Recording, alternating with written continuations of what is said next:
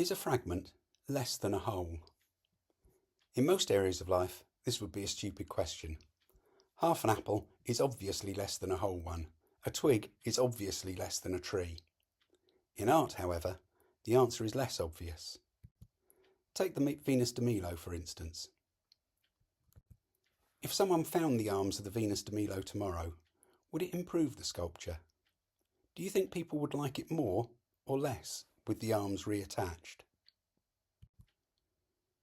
Henry Fuseli made this drawing remembering some fragments of an enormous statue of the Emperor Constantine that he had seen in Rome. For him, the fragments were a more eloquent statement on the grandeur and decline of Rome than a completely intact statue would have been. The fragments left space for his imagination, and the statue that he imagined and the Rome that he imagined were probably both greater than history would allow. Rodin worked a lot with fragments. He was interested in ideas of incompleteness, of unfinishedness, and of damage. These things change how we look at his artworks. When you look at a sculpture like this, do you imagine the parts of the bodies that you do not see?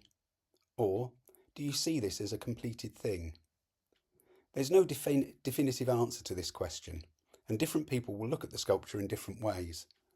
But the question is worth asking because there is no part of a horse's body visible in the piece, and without the title, it's unlikely that anyone would think of the female figure as a centauress.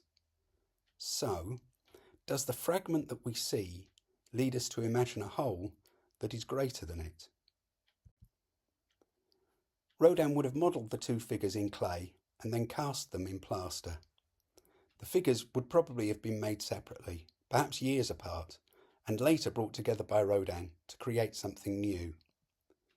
This means that there is another question we need to ask. Is this a finished sculpture or a sketch for a possible sculpture that Rodin never made? If it's a sculpture in its own right, then it's complete. Whereas, if it's just a sketch or an idea for a sculpture, it's incomplete. This is a question that's impossible to answer.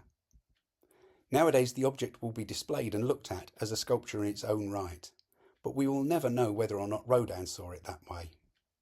Perhaps he didn't distinguish between finished sculptures and ideas in the way that we do. This way of working was fundamental to Rodin's practice. He made multiple plaster casts of figures and parts of figures that he called abattis. He had drawers and drawers full of them, and it seems that they interested him in their own right as fragments and also as the raw materials for new sculptures. Sometimes the juxtapositions in Rodin's sculptures are surprising and enigmatic. In this case, the two fragments are in different scales. We cannot complete a sculpture like this by imagining the parts of the bodies that we do not see, because that will not resolve the difference in the size of the figures. If the relation between the two is not naturalistic, if they were alive, they could not be in the same room together, at least not in this world. If it's not naturalistic, then how should we understand it? Is each figure perhaps the dream of the other? Is Rodin thinking perhaps of this kind of relationship? In The Eternal Idol, the relationship is explicitly sexual. The works made from plaster fragments, although passionate, are more enigmatic.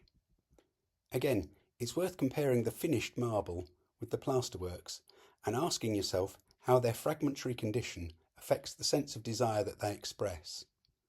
When you look at the two, is the sense of desire stronger or weaker in the more finished work? Many people, I think, would side with Fuseli and find the more finished work somewhat cold, while the role left for imagination in the fragmentary works increases the sense of desire. This is an idea and an area that continues to interest contemporary artists. Rachel Kneebone's porcelain sculptures are made up of a mass of body parts, here mostly legs, piled up like Rodin's abattis. The work is fully glazed, and so finished, complete, yet it appears to be in a state of flux, in the act of either coming together or falling apart. The bodies in her works are disintegrating or congealing under pressure from some unknown force. Despite our expectations then, in Kneebone, in Rodin, and in works by other artists, a fragment may turn out to be greater than a whole. If you found this video interesting, please like and subscribe, or visit my channel, Think of a Picture, for more short, thought-provoking videos. Thank you.